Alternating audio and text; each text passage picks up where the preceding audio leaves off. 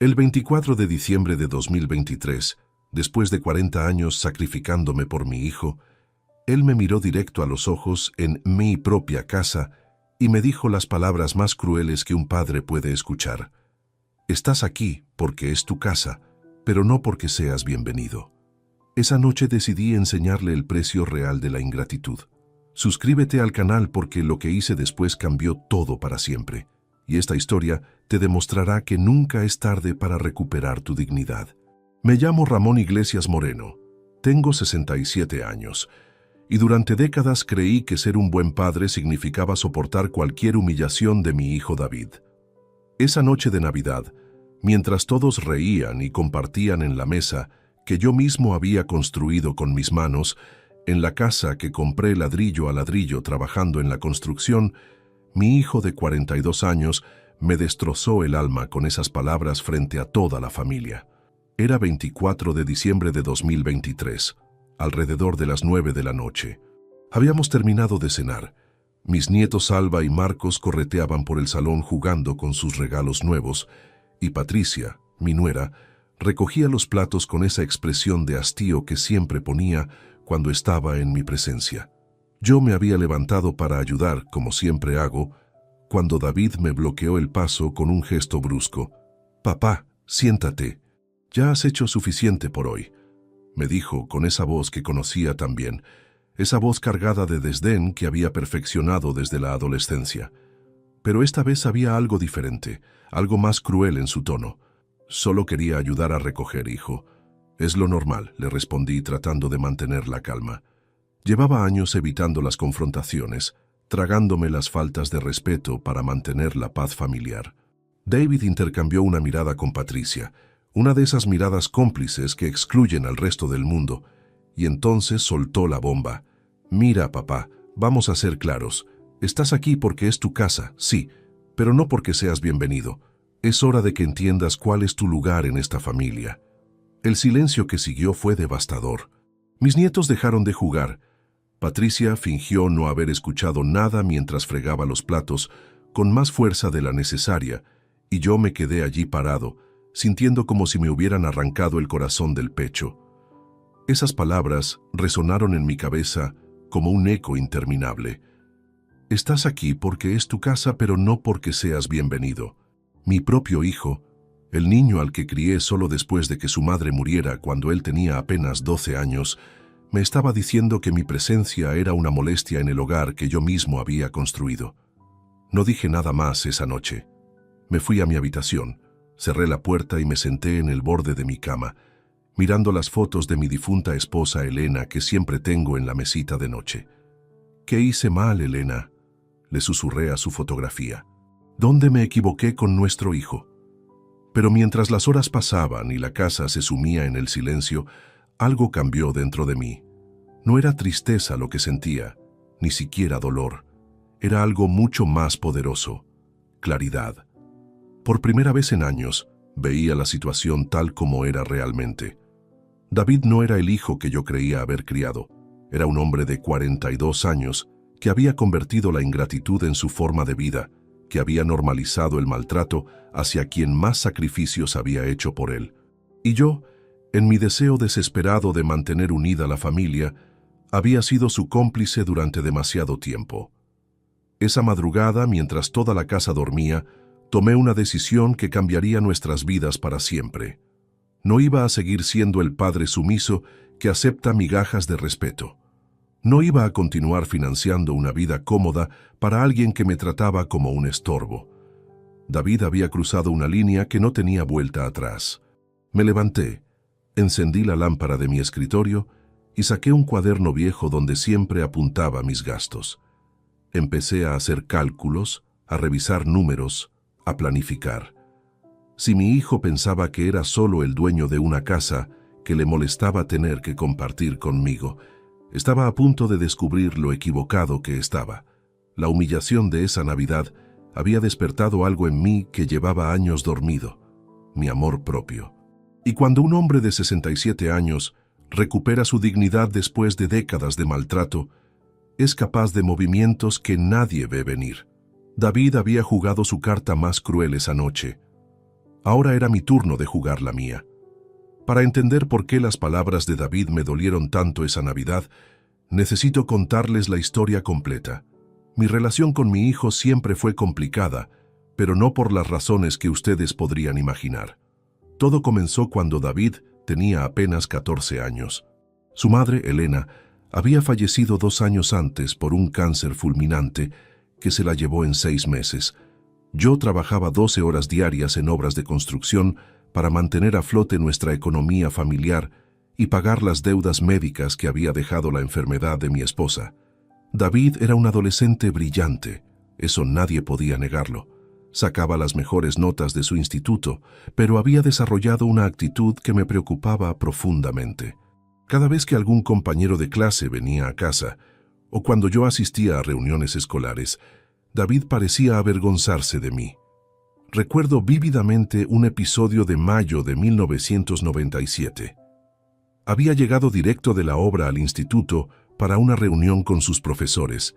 Llevaba mi ropa de trabajo porque no había tenido tiempo de cambiarme, las botas manchadas de cemento y las manos rugosas por años de manejo de materiales pesados. David me esperaba en la puerta principal, junto a 2 compañeros suyos. Cuando me vio llegar, su expresión cambió completamente. Se acercó corriendo y me susurró al oído: «Papá, ¿no podrías haberte cambiado de ropa? Pareces un obrero cualquiera». «Es que soy un obrero, David», le respondí sin entender por qué eso lo molestaba tanto. «Y gracias a este trabajo tienes todo lo que necesitas para estudiar». Pero él solo bajó la cabeza, murmuró una disculpa a sus amigos y entró al instituto, caminando varios metros por delante de mí, como si no quisiéramos estar juntos. La cosa empeoró durante sus años universitarios. David estudió ingeniería civil en la Universidad Politécnica de Madrid, una carrera carísima que yo financié vendiendo el pequeño terreno que Elena y yo habíamos comprado para construir una casa de campo algún día. Nunca se lo dije, pero ese terreno era nuestro sueño de jubilación. En 2002, durante su 3er año de carrera, organizó una fiesta de cumpleaños en casa e invitó a todos sus compañeros de universidad. Yo había trabajado un turno doble ese día para poder llegar temprano y conocer a sus amigos. Incluso había comprado ingredientes especiales para preparar una paella que quedara perfecta. Cuando llegué, encontré la casa llena de jóvenes elegantes, todos vestidos con ropa de marca, hablando de viajes por Europa y planes de posgrados en el extranjero. Me dirigí a la cocina para comenzar con la paella, pero David me interceptó con una urgencia que me alarmó. «Papá, ¿podrías quedarte en tu habitación esta noche? Es solo que mis amigos y yo necesitamos el espacio para estudiar después de la fiesta». Lo miré fijamente, tratando de procesar lo que me estaba pidiendo. «¿Quieres que me encierre en mi cuarto, en mi propia casa, para que tus amigos no me vean?» «No es eso, papá. Es que, mira, ellos tienen un nivel cultural diferente. Y tú a veces dices cosas que no encajan con el ambiente universitario». Esa noche me quedé en mi habitación viendo televisión mientras escuchaba las risas y conversaciones de jóvenes que probablemente nunca habían trabajado un día en sus vidas. Desde entonces, cada vez que David traía amigos a casa, yo desaparecía automáticamente. Pero mi sacrificio no terminaba ahí. Además de pagar sus estudios, le daba 800 euros mensuales para sus gastos personales. En aquella época, mi salario como jefe de cuadrilla apenas llegaba a los 1.200 euros al mes, lo que significa que le daba más de la mitad de mis ingresos para que pudiera vivir como sus compañeros de universidad. David se graduó con honores en 2004 y consiguió trabajo inmediatamente en una empresa constructora importante. Yo esperaba que las cosas cambiaran, que finalmente se sintiera orgulloso de su padre y del esfuerzo que había hecho para darle esa educación. Pero ocurrió exactamente lo contrario. Ahora que tenía un título universitario y trabajaba en oficinas, la brecha entre nosotros se hizo aún mayor. David comenzó a corregir mi forma de hablar, se burlaba de mis expresiones andaluzas y siempre tenía algún comentario condescendiente sobre mi falta de educación formal. En 2008 conoció a Patricia en su trabajo. Ella provenía de una familia de clase media alta de Salamanca. Su padre era notario y su madre profesora de literatura. Desde el primer día, Patricia me trató como si fuera el personal de servicio de mi propia casa. Cuando David me anunció que se casarían, pensé que tal vez la paternidad lo cambiaría, que tener sus propios hijos le haría valorar los sacrificios que yo había hecho por él. Me equivoqué completamente. En 2012 nació Alba y en 2015 llegó Marcos. Yo estaba emocionado de ser abuelo, pero David y Patricia tenían reglas muy estrictas sobre cuándo y cómo podía interactuar con mis nietos.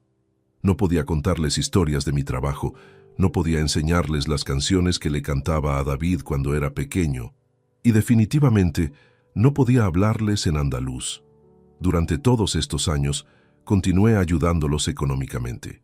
Los 800 euros mensuales se convirtieron en una costumbre, además de pagar emergencias, reparaciones de su coche, vacaciones familiares y gastos extras. Calculé una vez que en 20 años les había dado más de 250.000 euros, sin contar los regalos y caprichos. Y así llegamos a esa Navidad de 2023, cuando David finalmente verbalizó lo que llevaba años sintiendo, que mi presencia en su vida era una molestia necesaria. Pero esa noche, mientras hacía mis cálculos en el cuaderno, me di cuenta de algo fundamental. Había criado a un hijo que me despreciaba, pero que dependía completamente de mi generosidad para mantener su nivel de vida. Era hora de enseñarle el verdadero valor de las cosas. Los días siguientes a esa Navidad fueron los más reveladores de mi vida. Mientras David y Patricia actuaban como si nada hubiera pasado, yo observaba cada detalle de sus comportamientos con una lucidez que nunca antes había tenido. El 27 de diciembre, Patricia comentó casualmente durante el desayuno: «Ramón, necesitamos que este año colabores más con los gastos de la casa. Los precios de todo han subido mucho». Lo dijo con esa naturalidad que solo tienen las personas que consideran el dinero ajeno como un derecho adquirido. Salavid asintió desde detrás de su periódico. «Es verdad, papá. Además, ya tienes 67 años. Deberías pensar en vender esta casa tan grande y mudarte a algo más pequeño. Nosotros podríamos hacernos cargo de la venta por ti». En ese momento, comprendí que llevaban tiempo planeando mi futuro sin consultarme.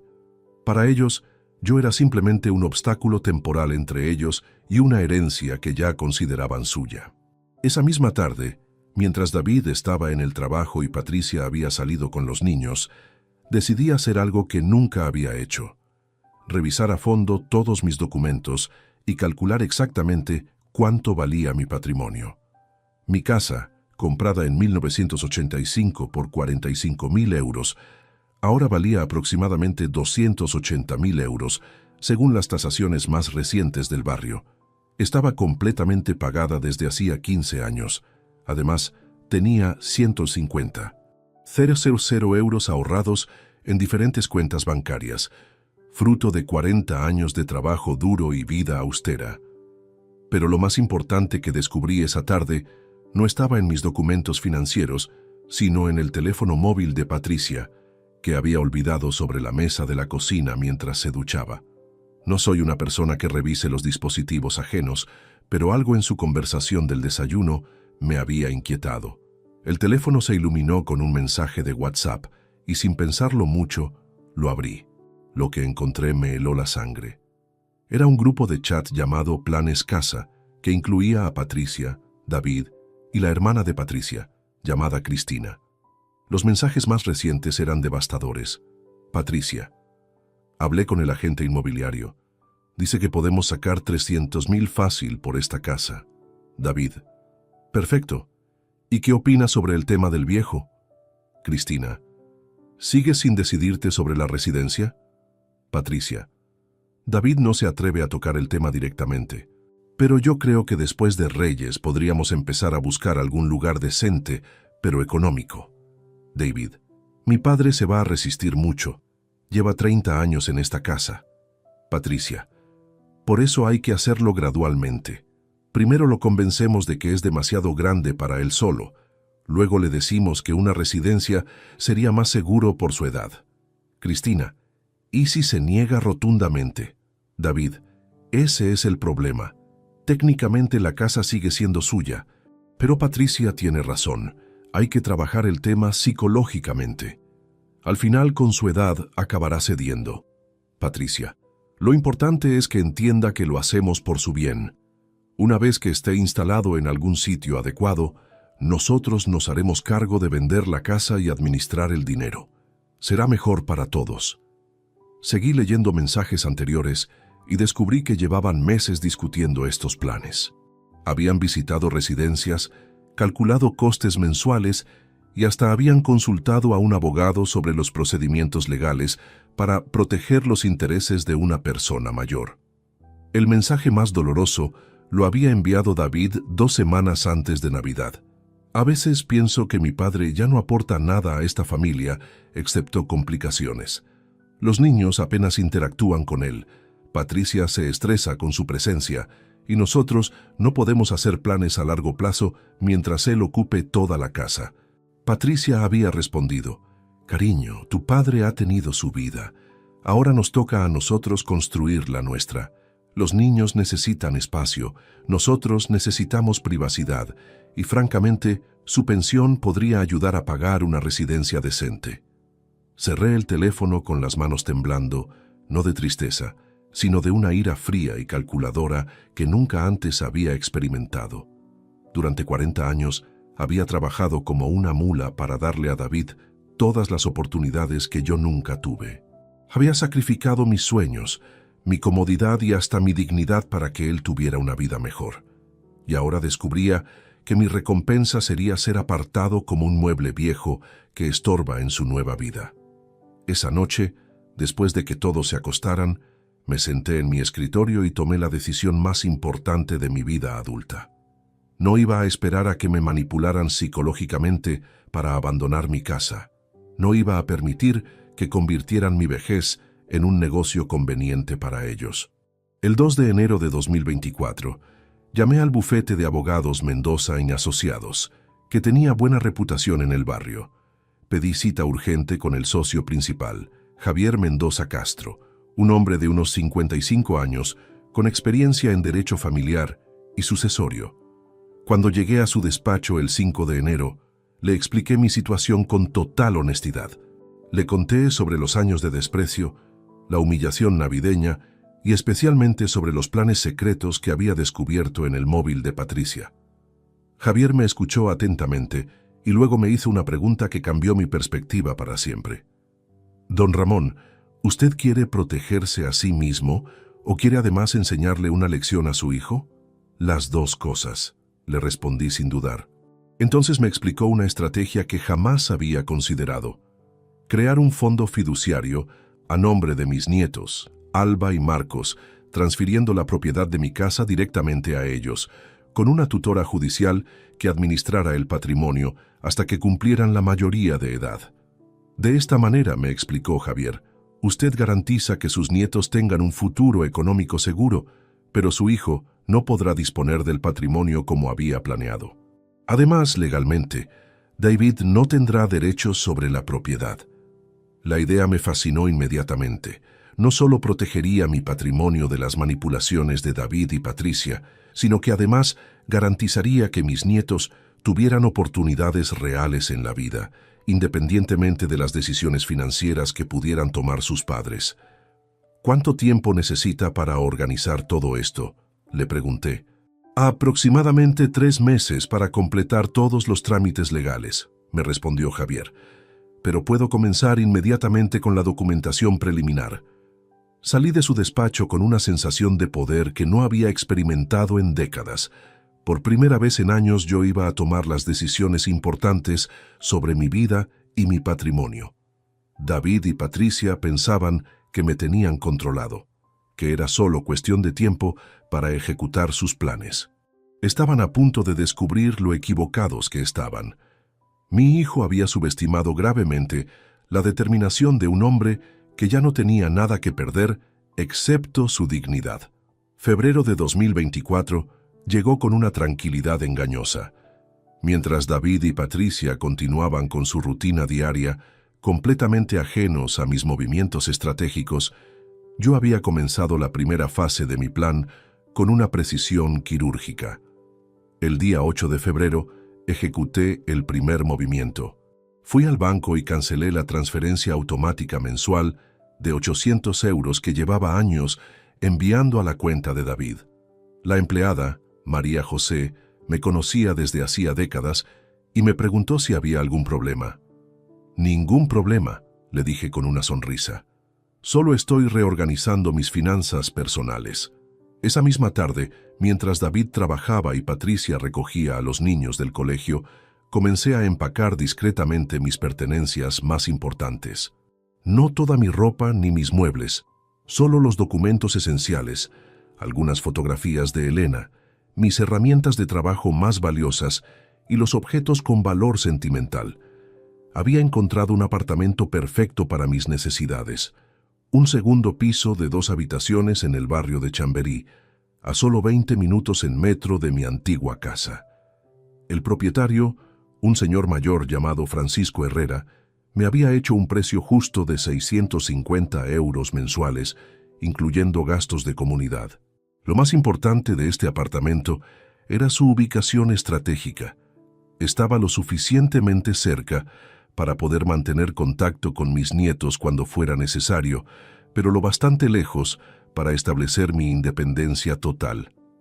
El 12 de febrero, mientras todos dormían, cargué mi viejo Seat León con las cajas más importantes y me dirigí a mi nuevo hogar. Dejé una nota breve sobre la mesa de la cocina. He salido temprano por unos asuntos. Volveré esta noche. Pasé todo el día organizando mi nuevo espacio. Era liberador sentir que cada objeto que colocaba era una decisión completamente mía, sin tener que considerar las opiniones o preferencias de David y Patricia. Cuando regresé esa noche a la casa familiar, actué con total normalidad. Cené con ellos, vi un rato la televisión y me retiré a mi habitación como siempre. Ni David ni Patricia notaron nada diferente. Durante los siguientes días, continué con este patrón. Salía temprano por las mañanas, oficialmente para hacer gestiones de jubilado, pero en realidad estaba terminando de amueblar mi apartamento y reuniéndome con Javier Mendoza para avanzar con los trámites del fondo fiduciario.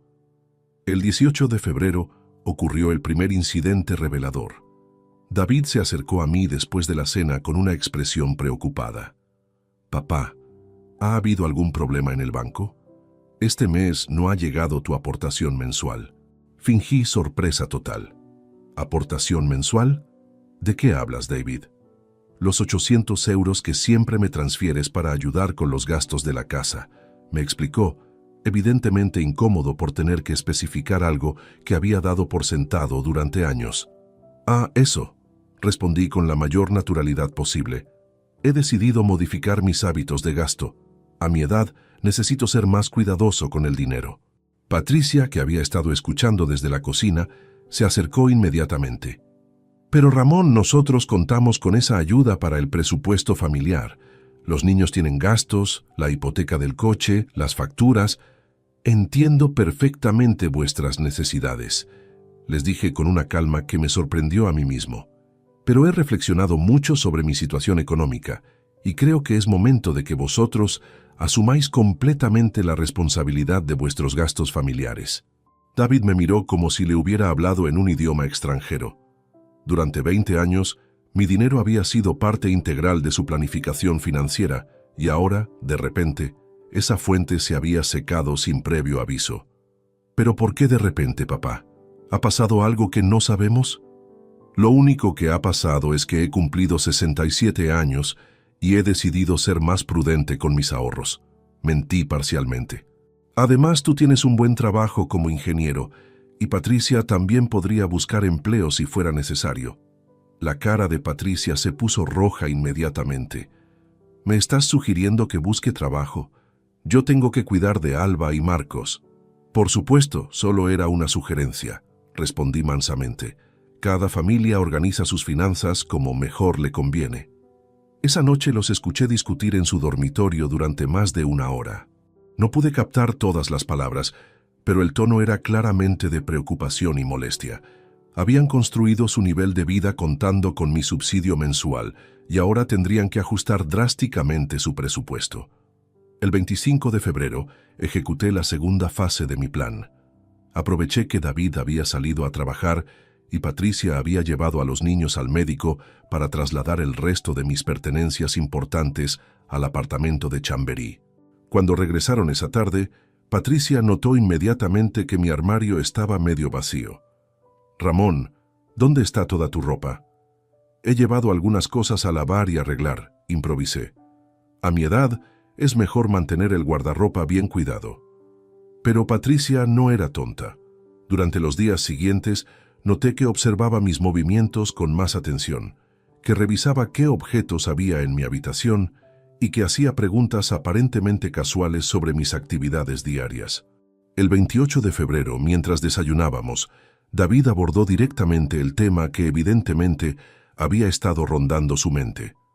«Papá, últimamente te veo muy distante. ¿Estás bien? ¿Ha pasado algo que nos tengas que contar?» Lo miré fijamente, recordando todas las humillaciones que había sufrido durante años, todas las veces que había sentido que mi presencia era una molestia para él. «Estoy perfectamente bien, David. Simplemente estoy reorganizando algunas cosas en mi vida». «¿Qué tipo de cosas?» «Cosas que un hombre de mi edad necesita organizar», respondí vagamente. Patricia intervino con esa agresividad sutil que la caracterizaba. «Ramón, si tienes algún problema financiero, deberías decírnoslo. Somos una familia y las familias se ayudan mutuamente». La ironía de sus palabras me resultó casi cómica. Durante años, la ayuda había fluido únicamente en una dirección, de mi cuenta bancaria hacia sus gastos familiares. Ahora que había cortado ese flujo, de repente recordaban que éramos una familia que se ayuda mutuamente. «No tengo problemas financieros, Patricia. Al contrario, estoy en una situación económica muy sólida». «Entonces, ¿por qué has cortado la ayuda mensual que siempre nos has dado?»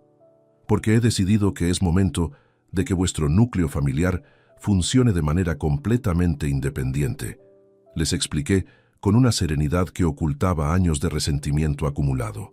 David dejó su café sobre la mesa con más fuerza de la necesaria. «Papá, no entiendo qué te está pasando. Desde Navidad estás comportándote de manera extraña». Por primera vez en semanas, sonreí genuinamente. «Extraña.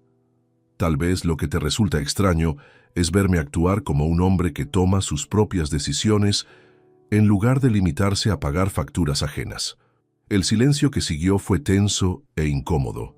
David y Patricia intercambiaron una de sus miradas cómplices, pero esta vez no transmitía control, sino preocupación. Esa noche, instalado ya completamente en mi apartamento de Chamberí, me senté en mi nueva terraza con una cerveza fría y contemplé las luces de Madrid. Por primera vez en años, cada euro en mi cuenta bancaria me pertenecía exclusivamente a mí. David aún no sabía que lo más grande estaba por venir. Marzo de 2024 comenzó con una tensión palpable en mi antigua casa familiar. Durante mis visitas esporádicas para recoger objetos que había olvidado, podía percibir cómo David y Patricia susurraban entre ellos, interrumpiendo sus conversaciones cada vez que yo aparecía en una habitación. El 3 de marzo, mientras desayunaba en mi nuevo apartamento de Chamberí, recibí una llamada de David que llevaba días esperando. «Papá, necesitamos hablar seriamente. ¿Puedes venir a casa esta tarde? ¿Ocurre algo grave con los niños?», pregunté, fingiendo preocupación. «No, los niños están bien, pero Patricia y yo estamos inquietos por tu comportamiento últimamente. Queremos entender qué está pasando contigo».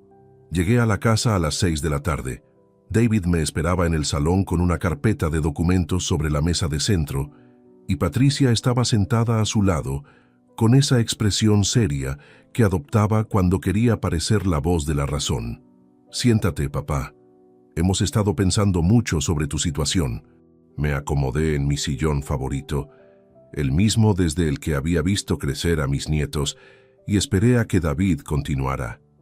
«Creemos que podrías estar pasando por algunos cambios normales de la edad, el corte repentino de la ayuda económica, tu comportamiento más reservado, las ausencias frecuentes. Patricia intervino con esa voz dulce y condescendiente que usaba cuando quería manipular una situación. Ramón, sabemos que cumplir años puede ser difícil. A veces los hombres de tu edad experimentan crisis, necesidad de independencia exagerada. ¿Crisis?, repetí genuinamente divertido. ¿Te parece que estoy en crisis? Bueno, continuó David, abriendo la carpeta. Hemos consultado con algunos especialistas y todos coinciden en que los cambios bruscos de comportamiento en personas mayores pueden indicar, bueno, el inicio de ciertos procesos. Ahí estaba. Finalmente habían decidido jugar la carta que yo había visto venir desde que descubrí sus mensajes de WhatsApp. La estrategia de cuestionar mi capacidad mental para justificar sus planes futuros. ¿Qué tipo de procesos, David? Patricia sacó unos folletos coloridos de la carpeta. Mira, hemos visitado algunas residencias realmente bonitas. Lugares donde podrías socializar con personas de tu edad, donde tendrías atención médica constante, actividades programadas, y donde vosotros podríais haceros cargo de administrar mi casa y mis ahorros por mi propio bien, supongo. Les dije con una sonrisa que los desconcertó completamente. David palideció. Papá, ¿de qué estás hablando? Hablo de que sé exactamente lo que habéis estado planeando desde hace meses. Sé lo de vuestras conversaciones sobre vender esta casa, sobre buscarme una residencia económica pero decente, sobre administrar mi dinero. El silencio que siguió fue absoluto. Patricia abrió la boca para decir algo, pero no salió ningún sonido. David me miró como si hubiera visto un fantasma. ¿Cómo? Murmuró finalmente. ¿Cómo lo sé? Eso es lo de menos. Lo importante es que lo sé todo. Los agentes inmobiliarios, las visitas a residencias, vuestras discusiones sobre mi falta de aporte a la familia. Patricia recuperó la compostura y adoptó una actitud defensiva. Ramón, si has estado espiando nuestras conversaciones privadas, no he espiado nada, Patricia. Simplemente he abierto los ojos después de décadas de ser un idiota complaciente. David se levantó del sofá, claramente agitado. Papá, creo que estás malinterpretando nuestras preocupaciones. Todo lo que hemos discutido ha sido pensando en tu bienestar. ¿Mi bienestar? Lo interrumpí, levantándome también. ¿Te refieres al bienestar que me proporcionaría vivir en una institución mientras vosotros disfrutáis de mi casa y mi dinero? No es eso, gritó David, perdiendo finalmente la compostura. Es que no podemos seguir viviendo así. Los niños necesitan espacio. Nosotros necesitamos privacidad y tú cada vez estás más raro. Ahí estaba la verdad, finalmente. Después de años de cortesía forzada y manipulación sutil, David había mostrado sus verdaderos sentimientos. Entiendo perfectamente, le dije con una calma que me sorprendió. Necesitáis espacio y privacidad. Eso se puede solucionar muy fácilmente. ¿Cómo?, preguntó Patricia, con un destello de esperanza en los ojos. Muy simple. Yo me voy a vivir a otro sitio, y vosotros os buscáis vuestra propia casa. La expresión de David cambió radicalmente. ¿Cómo que nos busquemos nuestra propia casa? Esta es nuestra casa. Llevamos viviendo aquí más de 10 años. Esta es mi casa, David. Está a mi nombre, pagada con mi trabajo, y yo decido quién vive en ella. Patricia se puso de pie como un resorte. No puedes echarnos. Tenemos niños. No tenemos dónde ir. Tenéis trabajos, ahorros, y habéis disfrutado de años viviendo sin pagar alquiler ni hipoteca. Estoy seguro de que podréis encontrar algo adecuado para vuestras necesidades. David empezó a caminar de un lado a otro del salón. Papá, esto es una locura. No puedes tomar decisiones tan drásticas de la noche a la mañana. De la noche a la mañana. David, llevo meses planificando cada movimiento. Y hablando de decisiones drásticas, tengo algo que comunicaros oficialmente. Saqué de mi chaqueta un sobre que Javier Mendoza había preparado esa misma mañana. Esta casa ya no me pertenece. ¿Qué quieres decir?, preguntó Patricia con voz temblorosa. Quiero decir que el 15 de marzo, es decir, dentro de 12 días, Se formalizará la transferencia de esta propiedad a un fondo fiduciario a nombre de Alba y Marcos Iglesias Vega. David me arrebató el sobre de las manos y leyó rápidamente el documento. Esto es imposible. ¿No puedes transferir propiedades a menores de edad? Sí puedo, y lo estoy haciendo. Con la supervisión de una tutora judicial y todos los trámites legales correspondientes. Patricia comenzó a llorar. No puedes hacernos esto, somos tu familia. Exacto, les dije, dirigiéndome hacia la puerta. Sois mi familia, por eso he decidido proteger el futuro de mis nietos de las decisiones financieras que pudierais tomar vosotros. ¿Y nosotros qué?, gritó David. ¿Qué pasa con nosotros? Me detuve en el umbral y me volví para mirarlo por última vez con algo parecido a la compasión. Vosotros tendréis exactamente lo que habéis demostrado merecer durante todos estos años. La oportunidad de construir vuestra propia vida sin depender de mi trabajo y mi sacrificio. Salí de la casa cerrando la puerta suavemente, mientras escuchaba a Patricia sollozar y a David maldiciendo en voz alta. De regreso en mi apartamento de Chamberí, me serví una copa de brandy y llamé a Javier Mendoza para confirmar que todo seguía según lo planificado.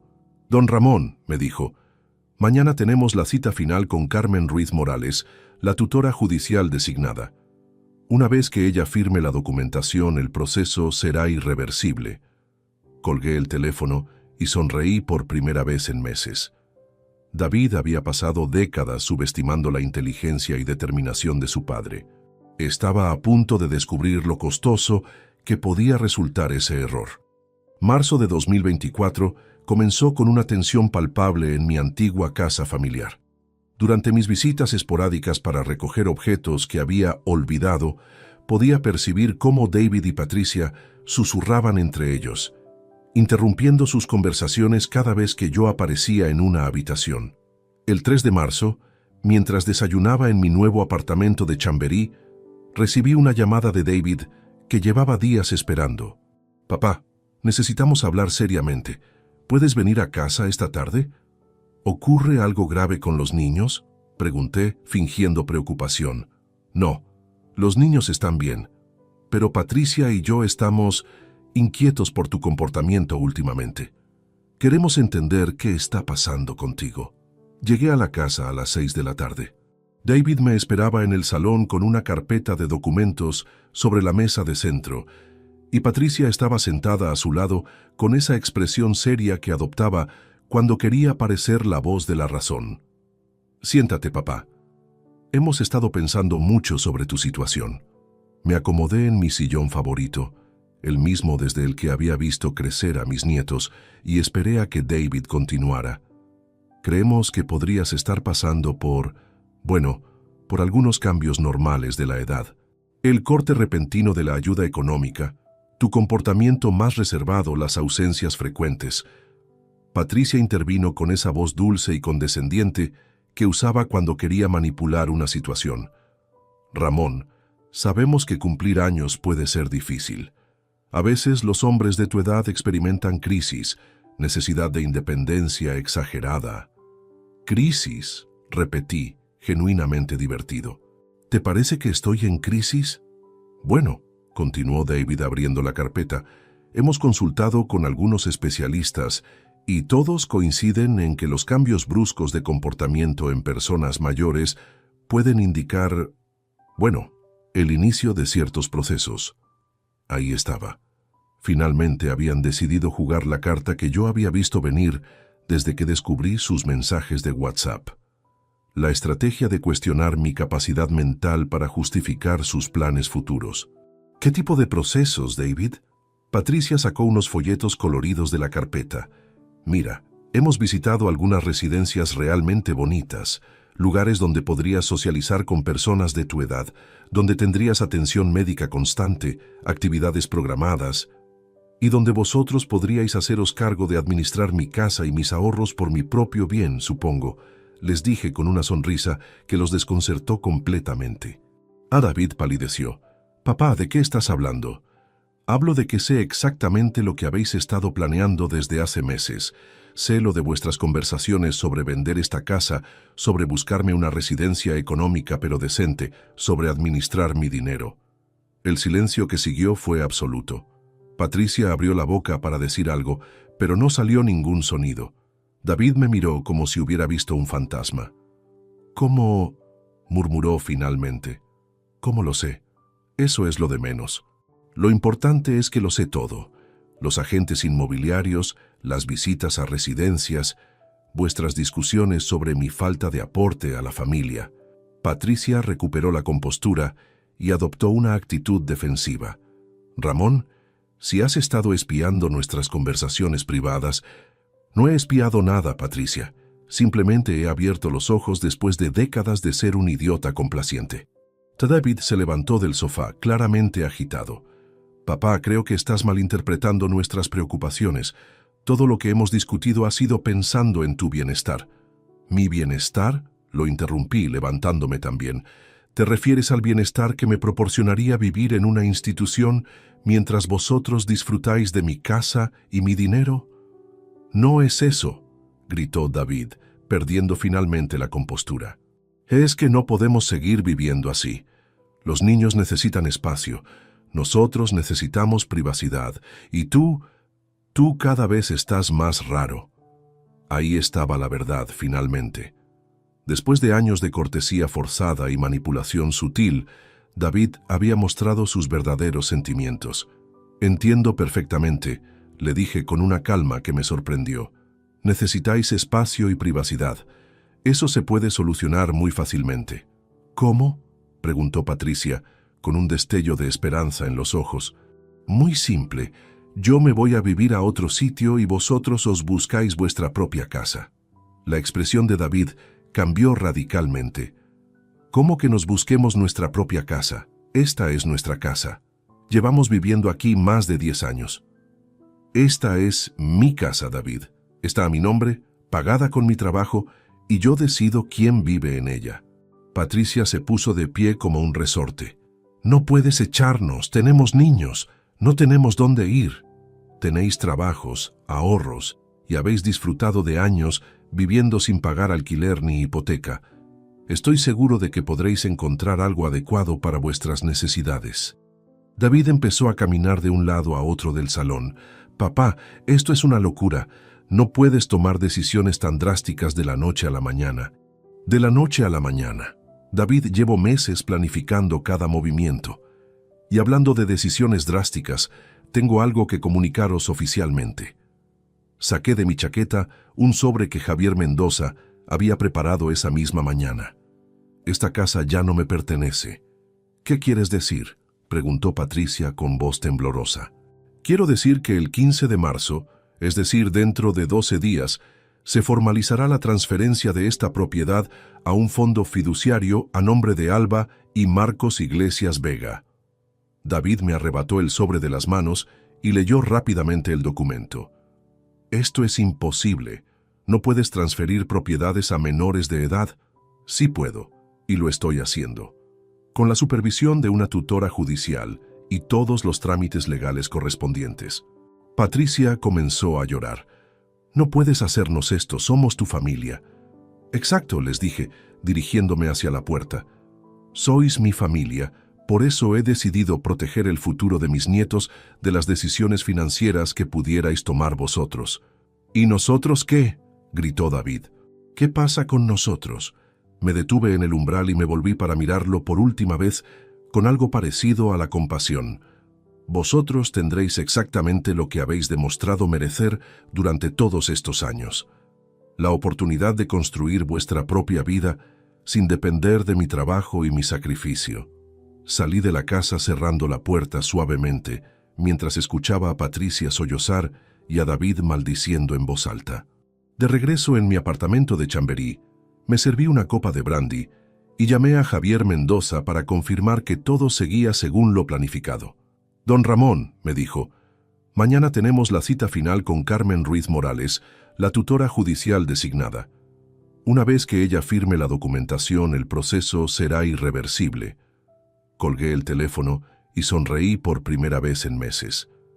David había pasado décadas subestimando la inteligencia y determinación de su padre.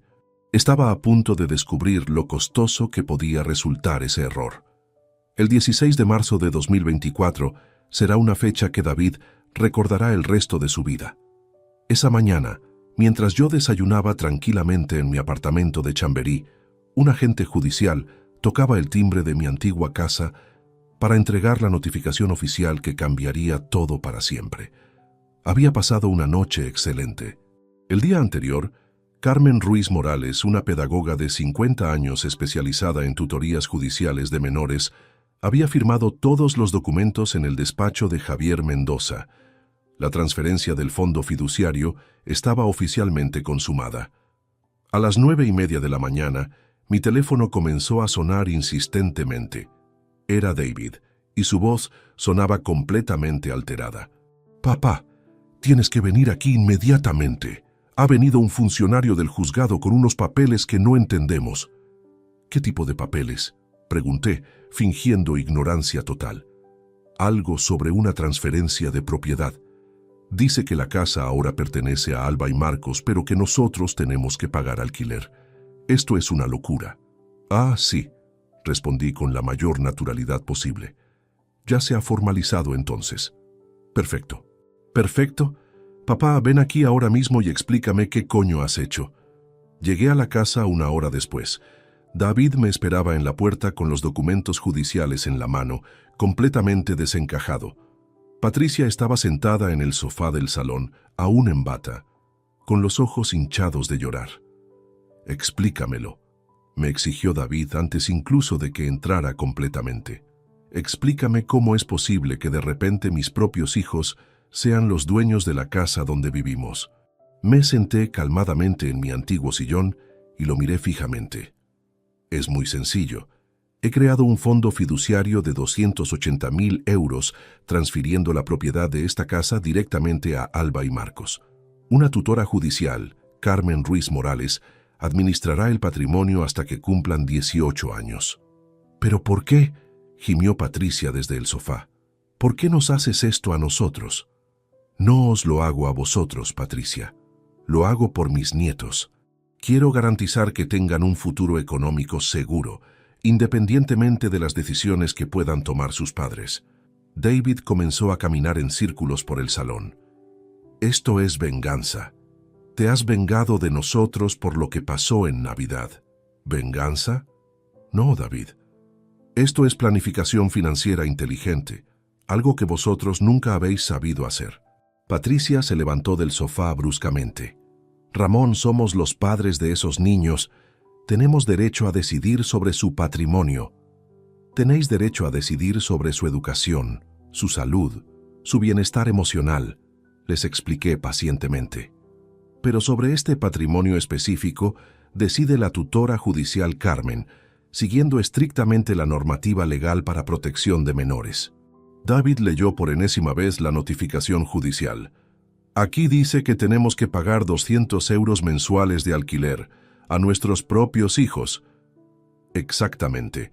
Es una cantidad simbólica que se depositará en una cuenta específica del fondo y que ellos podrán usar cuando alcancen la mayoría de edad». «Pero esto es ridículo», gritó Patricia. «No vamos a pagar alquiler por vivir en una casa donde hemos estado más de 10 años. Tenéis 3 opciones», les dije tranquilamente. «Primera, aceptáis las condiciones y pagáis el alquiler mensual. Segunda, os buscáis otra vivienda. Tercera, intentáis impugnar la decisión por vía judicial, aunque mi abogado me asegura que perdería vuestro tiempo y vuestro dinero». David se dejó caer en una silla con las manos en la cabeza. «No lo entiendo, papá. ¿Todo esto porque te dije que no eras bienvenido en Navidad? ¿Era necesario destruir a toda la familia por eso?» Por primera vez desde que había comenzado todo este proceso, sentí algo parecido a la pena por mi hijo. Pero era una pena mezclada con décadas de frustración acumulada. «David, esto no comenzó en Navidad. Esto comenzó cuando tenías 14 años y te avergonzabas de que tu padre fuera un obrero. Continuó cuando me pediste que me encerrara en mi habitación para que tus amigos universitarios no me vieran. Siguió con años de comentarios despectivos, correcciones constantes y tratarme como si fuera un empleado doméstico en mi propia casa. Patricia intentó interrumpir, pero Ramón, esas eran cosas del pasado. No eran del pasado, Patricia, eran del presente. Y el futuro que vosotros habíais planificado para mí incluía apartarme a una residencia mientras vendíais mi casa y administrabais mi dinero. Yo simplemente me he adelantado a vuestros planes. David levantó la cabeza bruscamente. ¿Cómo sabes lo de la residencia? Sé muchas cosas, David. Sé que consultasteis precios, que visitasteis instalaciones, que calculasteis cuánto podríais sacar por esta casa en el mercado actual. El silencio que siguió fue devastador. David y Patricia se dieron cuenta de que había descubierto completamente sus planes secretos. También sé, continué, que Patricia le dijo a su hermana Cristina que yo ya no aportaba nada a esta familia excepto complicaciones, y que tú, David, escribiste que sería mejor para todos que yo ocupara menos espacio en vuestras vidas. Patricia comenzó a llorar de nuevo. Ramón, esas conversaciones privadas. Estábamos frustrados, dijimos cosas que no pensábamos realmente. Las pensabais, les dije firmemente. Y ahora tenéis la oportunidad de cumplir vuestros deseos. Podéis tener toda la privacidad que queráis, todo el espacio que necesitéis. Solo que tendréis que pagarlo de vuestro propio bolsillo. David se puso de pie y comenzó a caminar hacia mí.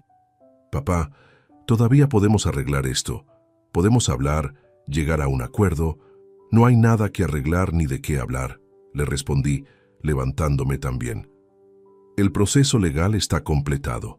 Carmen Ruiz Morales es ahora la administradora de este patrimonio, y sus decisiones son inapelables hasta que Alba y Marcos cumplan la mayoría de edad. ¿Y si no podemos pagar el alquiler?, preguntó Patricia con voz temblorosa. Entonces tendréis que buscaros otra vivienda. Hay muchos pisos de alquiler disponibles en Madrid. David me agarró del brazo.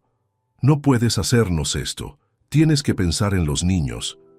Me liberé de su agarre suavemente. Precisamente porque pienso en los niños he hecho todo esto. Alba y Marcos tendrán 280.000 euros garantizados cuando cumplan 18 años. Más de lo que vosotros les habríais podido asegurar nunca. Caminé hacia la puerta, pero antes de salir me volví una última vez. Por cierto, a partir del lunes podréis coordinar cualquier duda o gestión directamente con Carmen Ruiz Morales. Su teléfono está en la documentación oficial. Salí de la casa mientras Patricia lloraba desconsoladamente y David gritaba mi nombre desde la ventana. Esa tarde, desde la terraza de mi apartamento, reflexioné sobre lo que acababa de ocurrir. Por primera vez en décadas, las consecuencias de las decisiones familiares no recaían exclusivamente sobre mis hombros. David y Patricia tendrían que aprender a vivir con las consecuencias de sus propias elecciones.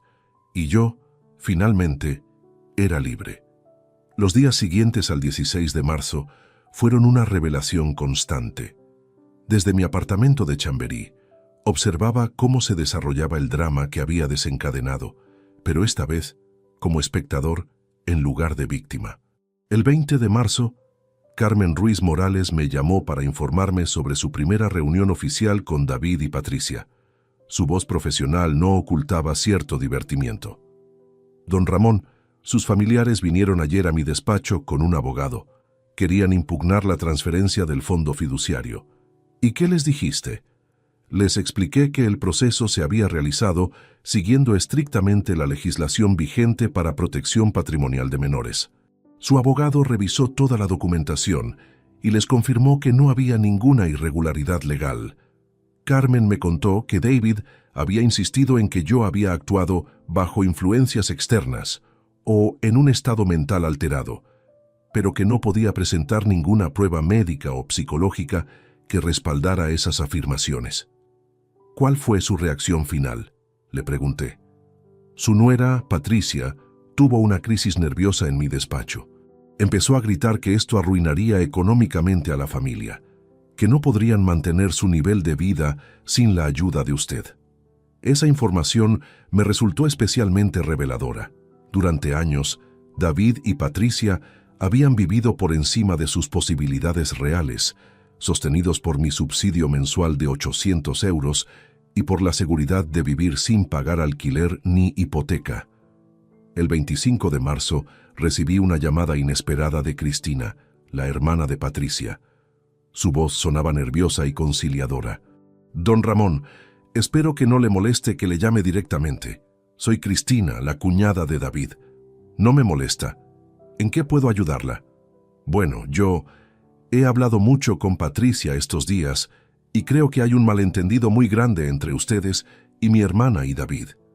Me recosté en mi sillón preparándome para escuchar la versión edulcorada de los hechos que seguramente Patricia había preparado para su hermana. «¿Qué tipo de malentendido, Cristina?» «Mire, Patricia me ha contado que usted se sintió ofendido por algunas conversaciones privadas que ellos tuvieron. Pero entienda que eran solo... bueno, eran discusiones de pareja, frustraciones del momento. ¿Te refiere a las conversaciones donde planeaban internarme en una residencia y vender mi casa?» El silencio al otro lado de la línea fue prolongado. Evidentemente, Patricia no le había contado esos detalles específicos a su hermana. «Don Ramón», continuó Cristina con voz más vacilante, «estoy segura de que si Patricia y David dijeron algo así, era solo porque estaban preocupados por su bienestar, por su edad. Cristina, voy a ser muy claro contigo. Descubrí exactamente lo que tu hermana y mi hijo estaban planeando. No era preocupación por mi bienestar, era planificación para deshacerse de mí de la manera más conveniente para ellos. Pero don Ramón, incluso si fue así, ¿no cree que la situación actual es demasiado drástica? Patricia dice que van a tener que mudarse porque no pueden pagar alquiler, además de todos sus gastos normales. Eso no es problema mío, Cristina. Durante 20 años financié el nivel de vida de tu hermana y mi hijo. Ahora pueden aprender a vivir con sus propios recursos». Después de colgar con Cristina, reflexioné sobre algo que me había llamado la atención: la incapacidad de David y Patricia para asumir completamente la responsabilidad económica de sus propias decisiones, incluso a los 42 y 38 años respectivamente. El 2 de abril, Carmen me informó de un desarrollo interesante. David había intentado contactar directamente con Alba y Marcos para explicarles la situación, pero ella había intervenido inmediatamente. Les expliqué a los niños que tienen un fondo especial que su abuelo ha creado para su futuro, pero que es algo de adultos de lo que no tienen que preocuparse ahora, me contó Carmen. David no puede involucrar a los menores en conflictos financieros familiares. Esa misma tarde, mientras paseaba por el Retiro, me encontré inesperadamente con Miguel Navarro, un antiguo compañero de trabajo de la construcción. Llevábamos años sin vernos, y su saludo fue especialmente cordial. «Ramón, ¿cómo estás, hombre? Te veo muy bien, muy relajado». Conversamos durante una hora en un banco del parque. Miguel me contó que se había jubilado el año anterior y que estaba disfrutando enormemente de su libertad. «¿Y cómo van las cosas con tu hijo?», me preguntó eventualmente. Decidí ser honesto. «Complicadas, Miguel, muy complicadas». Le conté una versión resumida de los eventos recientes. Miguel me escuchó con atención, asintiendo ocasionalmente con expresiones de comprensión. «Mira, Ramón», me dijo finalmente, «yo tuve problemas similares con mi hija mayor. No exactamente lo mismo, pero la sensación de que tus sacrificios no son valorados, de que te ven solo como una fuente de dinero. ¿Cómo lo solucionaste?» Paré de darle dinero y empecé a exigir respeto. Al principio se enfadó mucho, pero después de unos meses vino a disculparse. Ahora tenemos una relación mucho más equilibrada. La conversación con Miguel me hizo reflexionar sobre algo importante.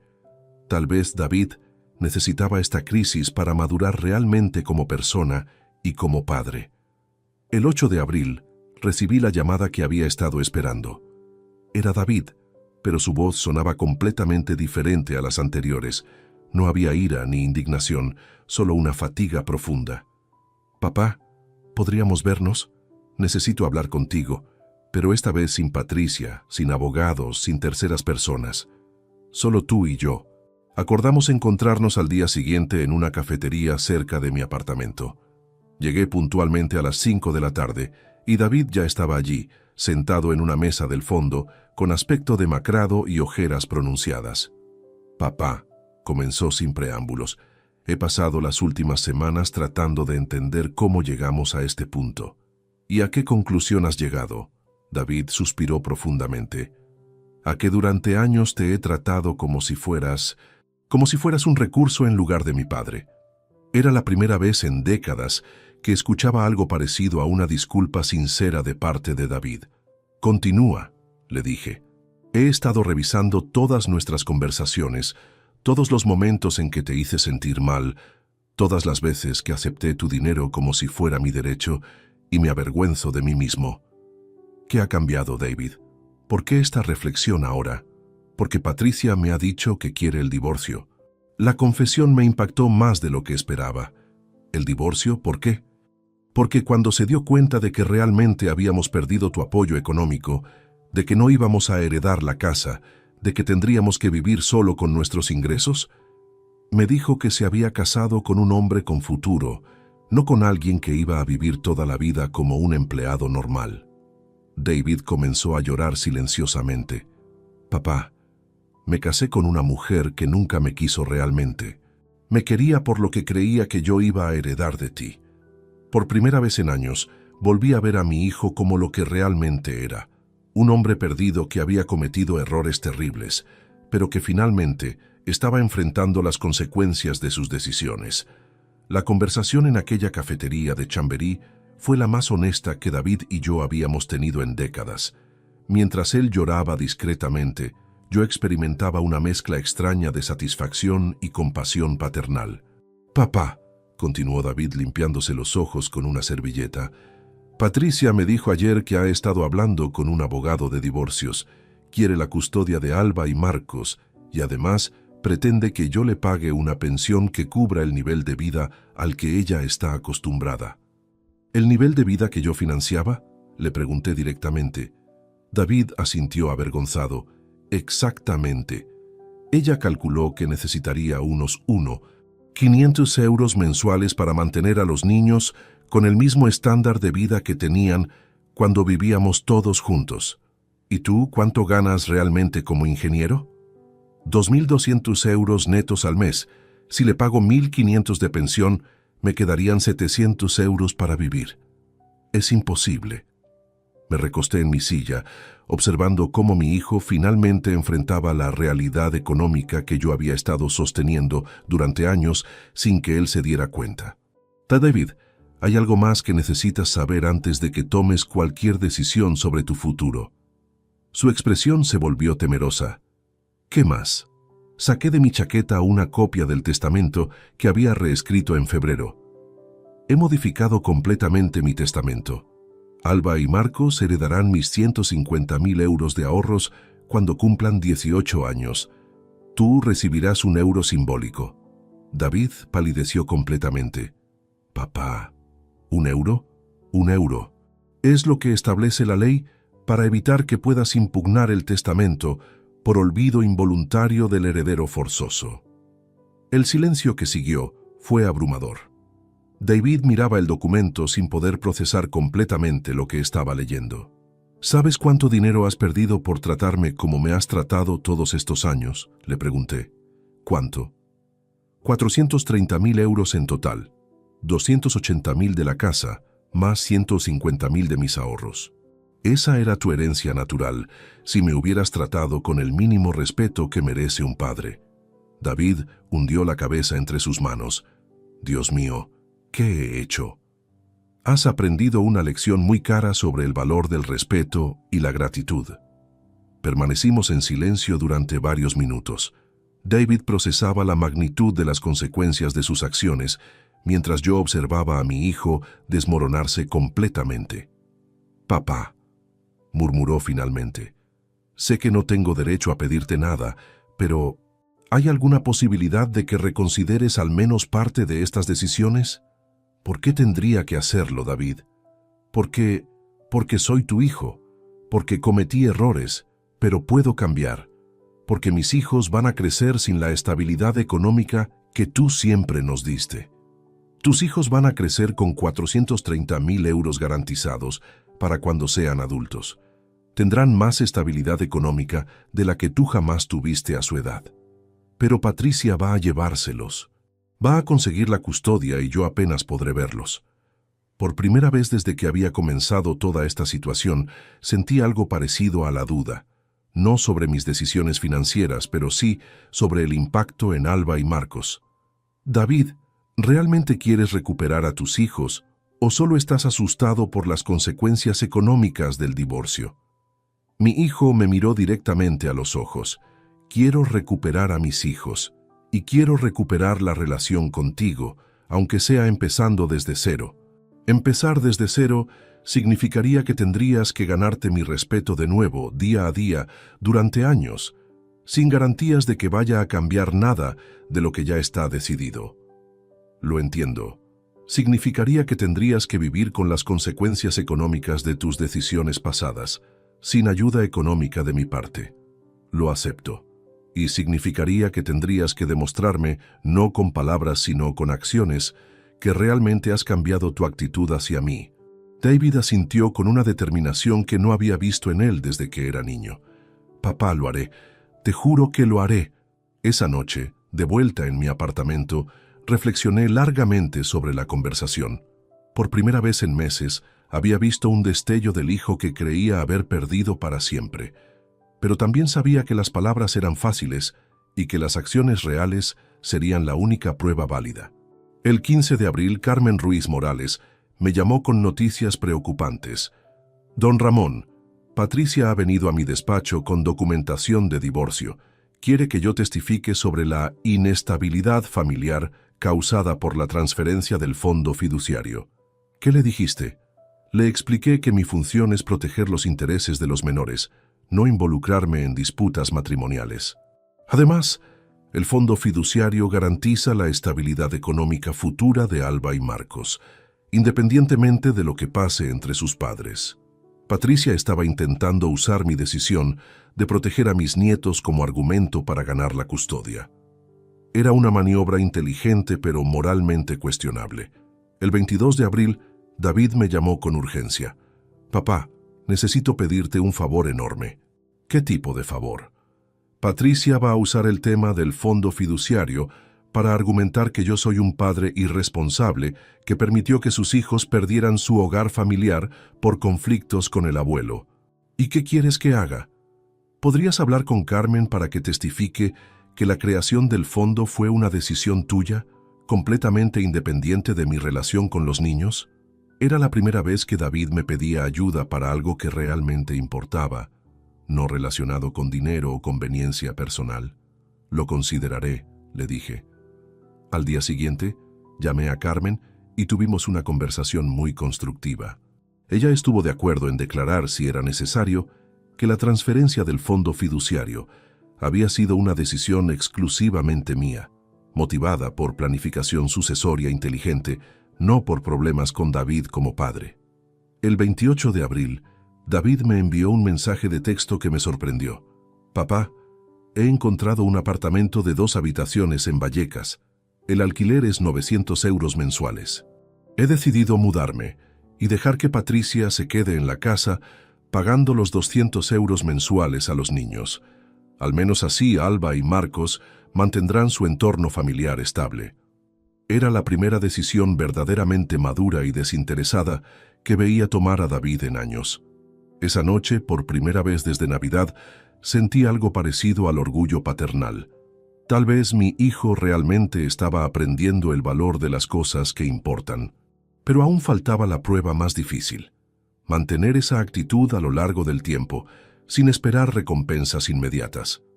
El 30 de abril, David se mudó silenciosamente a su nuevo apartamento, llevándose solo su ropa y algunos objetos personales. Por primera vez en su vida adulta, iba a vivir completamente de sus propios recursos. Pero también, por primera vez en años, había tomado una decisión pensando en el bienestar de sus hijos antes que en su propia comodidad. Era un comienzo. Mayo de 2024 marcó el comienzo de una nueva fase en esta historia familiar. Mientras David intentaba adaptarse a su nueva vida en Vallecas, Patricia desató una guerra legal y emocional que reveló aspectos de su personalidad que yo apenas había intuido durante todos estos años. El 3 de mayo, Carmen Ruiz Morales me informó sobre el primer incidente grave. Don Ramón, Patricia ha estado llevando a los niños a mi despacho para intentar que me pidan que devuelva la casa al papá. Ayer Alba me preguntó si era cierto que el abuelo había hecho algo malo.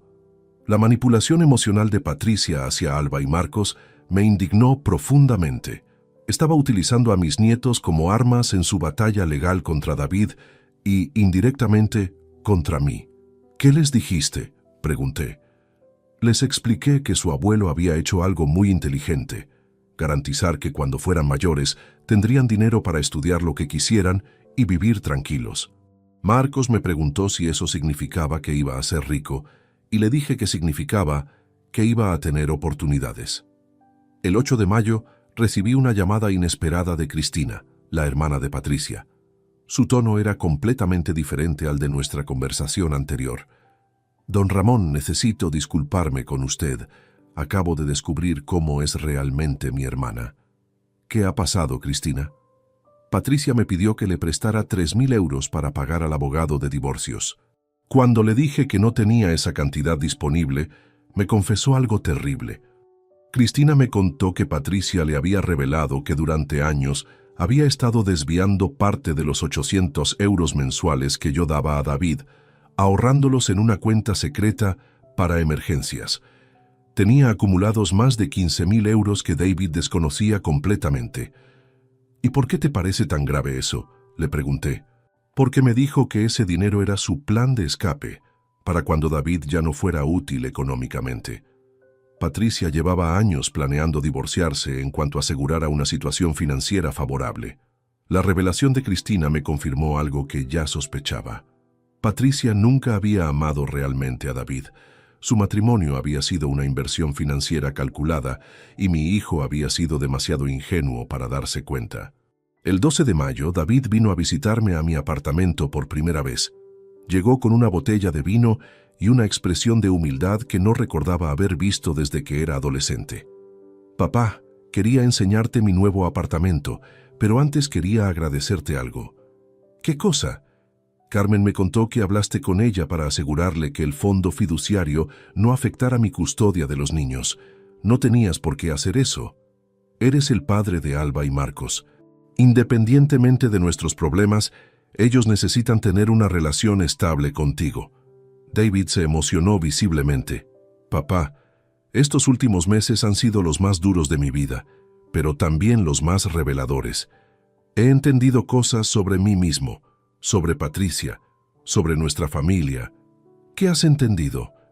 «Que durante años viví en una burbuja artificial creada por tu generosidad.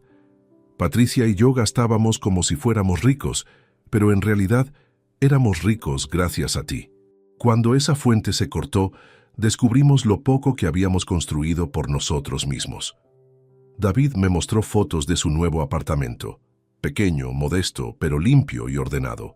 Por primera vez en su vida adulta, estaba viviendo exactamente según sus posibilidades reales. «¿Sabes qué es lo más extraño?», me dijo. «Me siento más tranquilo ahora, viviendo con mis propios medios, que durante todos esos años dependiendo de tu ayuda». El 20 de mayo, la situación con Patricia escaló dramáticamente. Carmen me llamó alarmada.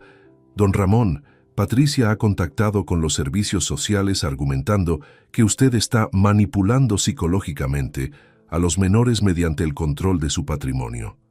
«¿Eso es posible legalmente?». «No. El fondo fiduciario está perfectamente constituido y yo tengo todas las competencias legales sobre su administración. Pero Patricia está desesperada y está probando cualquier estrategia». Esa misma tarde, Patricia apareció en mi apartamento sin avisar. Su aspecto era deplorable, ojeras profundas, ropa arrugada y una agresividad que nunca había mostrado abiertamente conmigo. «Ramón, esto tiene que acabar ya», me gritó desde el rellano.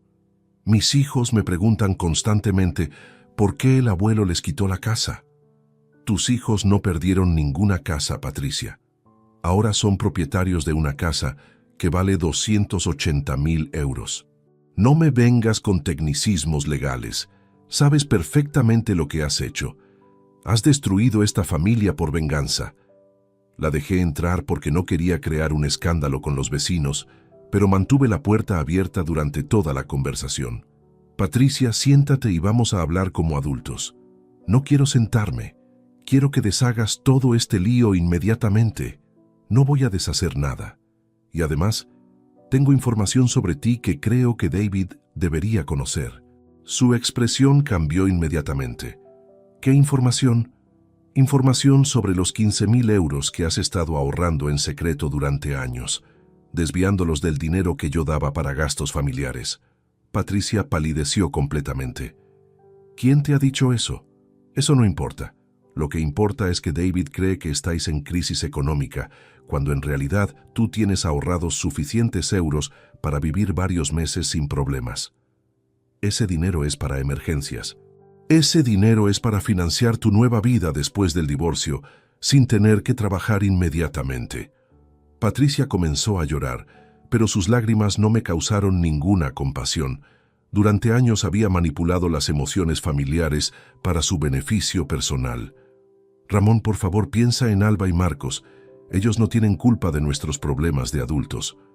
Precisamente porque pienso en ellos he hecho todo esto. Cuando cumplan 18 años, tendrán 430. 0 euros que les garantizarán un futuro, independientemente de las decisiones que tomes tú o David.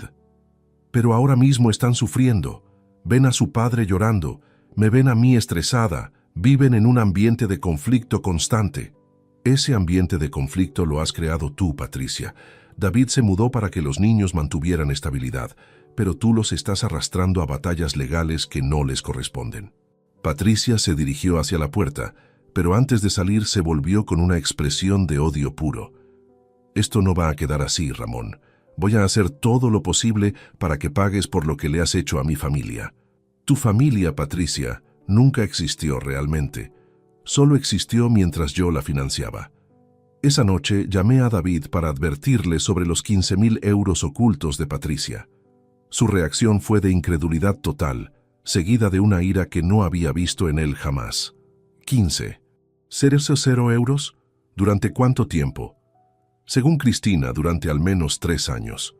Papá, llevamos meses discutiendo sobre dinero, sobre cómo vamos a sobrevivir económicamente, y ella tenía 15.000 euros guardados sin decirme nada. La traición de Patricia hacia David era aún más profunda de lo que cualquiera de nosotros había imaginado. Junio de 2024 trajo consigo una serie de revelaciones que cambiaron completamente la dinámica familiar. El descubrimiento de los 0 euros ocultos de Patricia fue solo el comienzo de una verdad mucho más compleja y dolorosa. El 5 de junio, David llegó a mi apartamento con una caja llena de documentos bancarios y facturas que había encontrado en el antiguo dormitorio conyugal. «Papá, necesitas ver esto», me dijo con una mezcla de ira y devastación en la voz. Patricia no solo me ocultó los 15.000 euros, ha estado gastando dinero en cosas que yo desconocía completamente. Me mostró extractos bancarios de una tarjeta de crédito que estaba a nombre de Patricia, pero vinculada a la cuenta conjunta de la pareja. Durante los últimos 2 años había gastado más de 8.000 euros en tratamientos de belleza, ropa de marca, cenas en restaurantes caros con amigas cuyos nombres David no reconocía. ¿Alguna vez te habló de estas actividades?, le pregunté. Jamás. Cuando yo le preguntaba por qué necesitábamos tanto dinero para gastos domésticos, ella siempre me decía que era por los niños, por la comida, por las facturas normales. Pero lo más revelador estaba en los mensajes de WhatsApp que Patricia había intercambiado con su hermana Cristina. David había recuperado algunas conversaciones del ordenador familiar antes de mudarse. «Mira esto, papá. Es de febrero de 2023, un año antes de que tú tomaras tus decisiones». Patricia había escrito: «Cristina, estoy harta de esta vida. David es un buen padre, pero como marido es aburrido y predecible. Lo único que me mantiene aquí es la herencia que va a recibir de Ramón algún día». Cristina había respondido: «¿Has pensado en divorciarte ahora?». «No puedo. Si me divorcio ahora solo me correspondería la mitad de los ingresos de David, que no son mucho». Pero si espero a que Ramón muera y David herede la casa, entonces podré divorciarme con una situación económica mucho mejor. La conversación continuaba con detalles escalofriantes sobre cómo Patricia había calculado los beneficios económicos de mantener el matrimonio hasta que yo falleciera naturalmente. David, le dije después de leer todo, tu matrimonio ha sido una estafa financiera desde hace años. Mi hijo se derrumbó completamente. Papá, ¿cómo pude ser tan ciego? ¿Cómo no me di cuenta de que Patricia solo estaba esperando a que tú murieras para poder divorciarse con más dinero? Porque queríamos creer que teníamos una familia normal, hijo. Pero Patricia nunca quiso una familia, quiso una inversión. El 12 de junio, Carmen Ruiz Morales me informó sobre un desarrollo legal importante. Don Ramón, el abogado de Patricia, ha retirado todas las demandas relacionadas con el fondo fiduciario. ¿Por qué? Porque David le ha presentado evidencia de los gastos ocultos y los 15.000 euros secretos. Su abogado le ha aconsejado que se centre en obtener una pensión alimenticia razonable en lugar de intentar acceder al patrimonio de los menores. El 20 de junio ocurrió algo que no esperaba. Alba, mi nieta de 12 años, apareció en mi apartamento acompañada de David. Abuelo, me dijo con esa seriedad que solo tienen los niños que han vivido demasiado drama familiar, papá me ha explicado lo del dinero que guardaste para Marcos y para mí. ¿Y qué opinas de eso, Alba? Que estuvo bien. Mamá y papá siempre discuten por dinero, pero nosotros nunca pedimos nada de eso. David intervino. Alba quería venir a agradecerte personalmente y también a preguntarte algo. ¿Qué quieres preguntarme, cielo? ¿Podemos seguir siendo una familia normal, aunque papá y mamá se divorcien y aunque mamá esté enfadada contigo? La pregunta de mi nieta me partió el corazón. Me arrodillé para quedar a su altura. Alba, una familia normal no se define por el dinero ni por quién vive dónde. Se define por el amor y el respeto que nos tenemos unos a otros. Y tú sigues queriendo a papá aunque él fuera malo contigo. Miré a David que estaba conteniendo las lágrimas. Sí, Alba, siempre voy a querer a tu papá porque es mi hijo, pero también es importante que él aprenda a tratarme bien, igual que tú aprendes a tratar bien a tus compañeros del colegio. El 28 de junio, David estableció un régimen de visitas que me sorprendió gratamente. Cada sábado por la mañana traía a Alba y Marcos a mi apartamento para desayunar juntos. No hablábamos de temas complicados, solo disfrutábamos tiempo de calidad como abuelo y nietos. Durante una de esas visitas, Marcos me hizo una pregunta que me hizo reflexionar profundamente. Abuelo, ¿por qué mamá dice que tú eres malo, pero papá dice que eres bueno? ¿Qué crees tú, Marcos? Yo creo que no eres malo porque siempre nos compras helado y nos cuentas historias divertidas. La simplicidad de la lógica infantil era refrescante después de meses de complejidades legales y emocionales. En julio, Patricia finalmente encontró trabajo como recepcionista en una clínica dental. Su salario era de 1.100 euros mensuales, lo que, sumado a la pensión alimenticia que David le pasaba y a sus ahorros secretos, le proporcionaba una situación económica decente. ¿Sabes qué es lo más irónico de todo esto?, me dijo David durante una de nuestras conversaciones de sábado. Patricia siempre se quejó de que no teníamos suficiente dinero, pero ahora que está trabajando, los niños me dicen que parece más tranquila. El trabajo dignifica, David. Tu madre siempre lo decía. ¿Crees que algún día podremos volver a tener una relación normal tú y yo? Ya la estamos teniendo, le respondí. Normal no significa que las cosas vuelvan a ser como antes. Normal significa que nos respetamos mutuamente y que construimos algo nuevo sobre bases más sólidas. A finales de julio, Carmen me informó que había establecido un plan de administración del fondo fiduciario que incluía reuniones anuales con Alba y Marcos para educarlos sobre responsabilidad financiera. Quiero que cuando cumplan 18 años no solo reciban el dinero, sino que sepan cómo administrarlo inteligentemente, me explicó. Es exactamente lo que yo habría querido, le respondí. El 15 de agosto, durante una cena familiar en mi apartamento, Alba me hizo una observación que me llenó de esperanza. Abuelo, ahora papá sonríe más que antes. Tenía razón.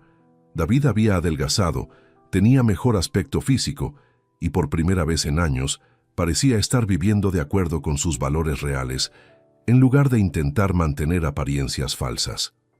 ¿Y tú estás bien con todos estos cambios, Alba? Sí. Al principio era raro, pero ahora es mejor. Papá viene a vernos más seguido, mamá no grita tanto, y tú nos haces más caso que antes. Esa noche, mientras limpiaba los platos de la cena, reflexioné sobre cómo habían evolucionado las cosas. No había sido el camino que habría elegido, pero tal vez había sido el camino necesario. David estaba aprendiendo a ser autónomo, mis nietos estaban protegidos económicamente, y yo había recuperado mi dignidad personal. A veces, las decisiones más difíciles son las que producen los mejores resultados a largo plazo. Diciembre de 2024 llegó con una perspectiva completamente diferente a la que tenía exactamente un año atrás. Mientras contemplaba las luces navideñas desde la terraza de mi apartamento en Chamberí, no pude evitar sonreír al recordar aquella humillante Nochebuena que había cambiado el curso de nuestras vidas para siempre. El 15 de diciembre, David vino a visitarme con una propuesta que jamás habría imaginado escuchar de él. «Papá, sé que vas a pensar que estoy loco, pero quiero invitarte a pasar la Nochebuena conmigo en mi apartamento de Vallecas». «¿En tu apartamento? ¿Con Alba y Marcos?» «Sí. He hablado con Carmen y ella está de acuerdo en que los niños pasen la noche del 24 conmigo. Patricia va a estar con su familia en Salamanca».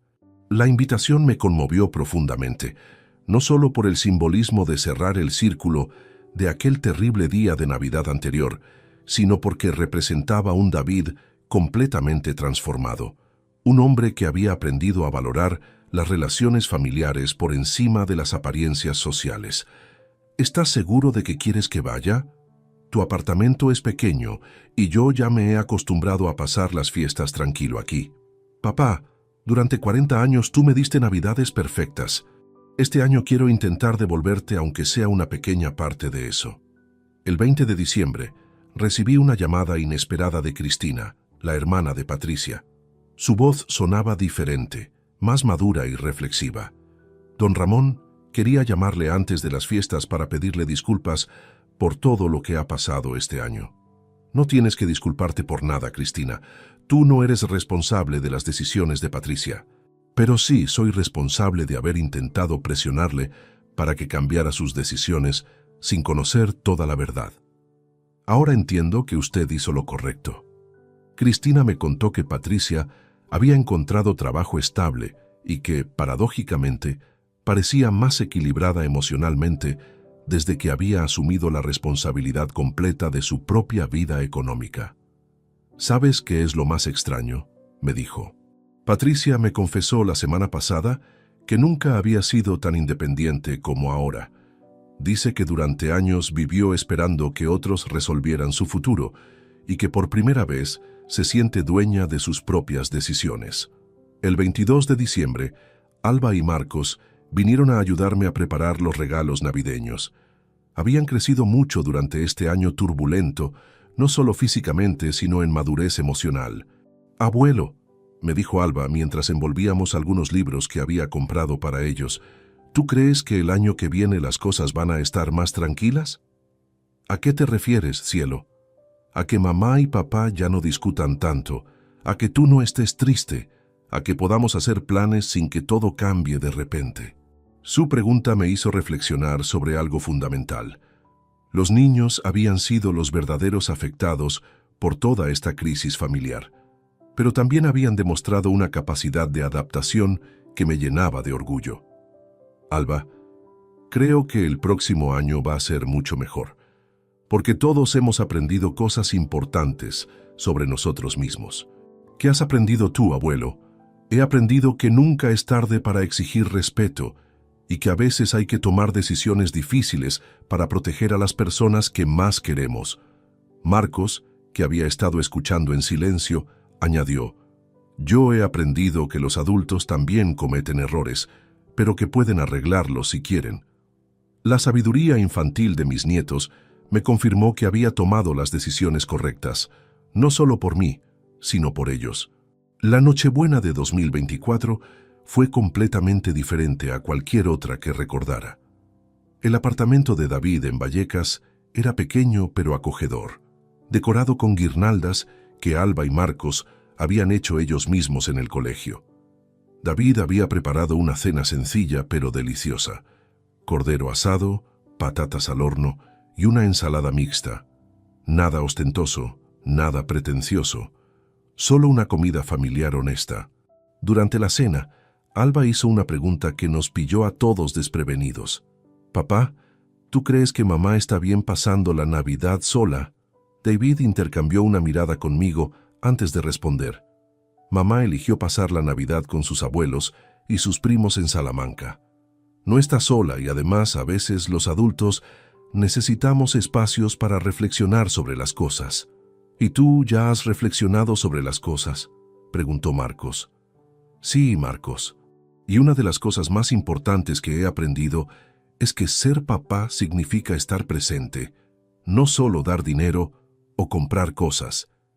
Después de la cena, mientras los niños jugaban con sus regalos nuevos, David y yo nos sentamos en su pequeña terraza a tomar café y brandy. Papá, hay algo que quiero decirte y que llevo meses preparando. Dime. Quiero agradecerte por haberme obligado a crecer.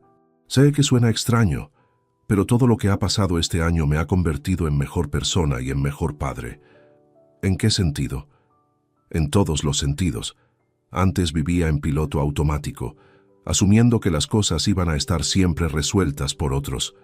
Tu dinero, tu casa, tu estabilidad. Nunca tuve que enfrentarme realmente a las consecuencias de mis decisiones.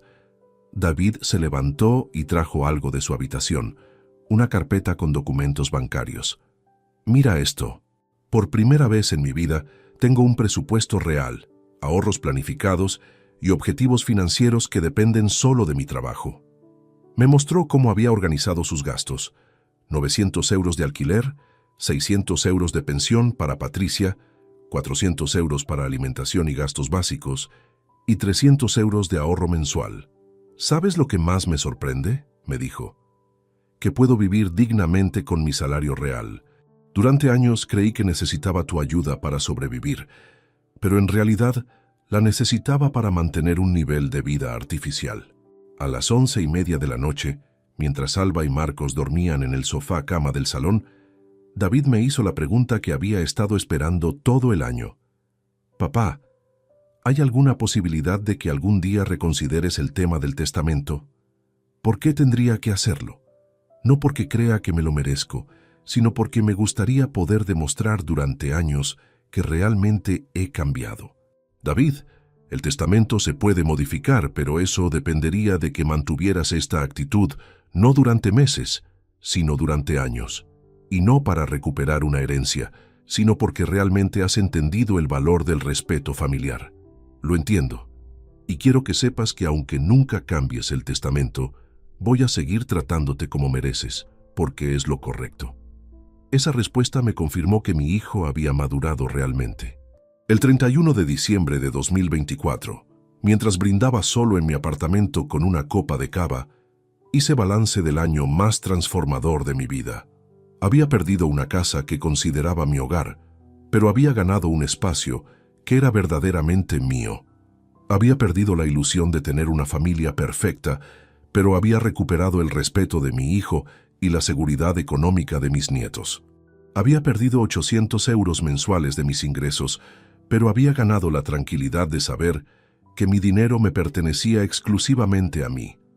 David había perdido una herencia de 430.000 euros, pero había ganado autonomía, dignidad personal y una relación auténtica conmigo. Patricia había perdido la comodidad de vivir mantenida por otros, pero había ganado independencia económica real. Y mis nietos, Alba y Marcos, habían ganado algo invaluable: la garantía de que cuando fueran adultos tendrían las oportunidades que yo nunca tuve. A los 67 años, había aprendido que nunca es tarde para exigir respeto, que la dignidad personal no tiene precio y que a veces las decisiones más dolorosas son las que producen los mejores resultados. Aquella humillante Nochebuena de 2023 había sido el catalizador de la transformación más importante de nuestras vidas. Y al final, todos habíamos salido ganando algo fundamental: la oportunidad de ser mejores versiones de nosotros mismos. Si te gustó esta historia, dale like al video, suscríbete al canal y comparte tus impresiones en los comentarios. Para escuchar la próxima historia, haz clic en la caja de la izquierda. Gracias por vernos.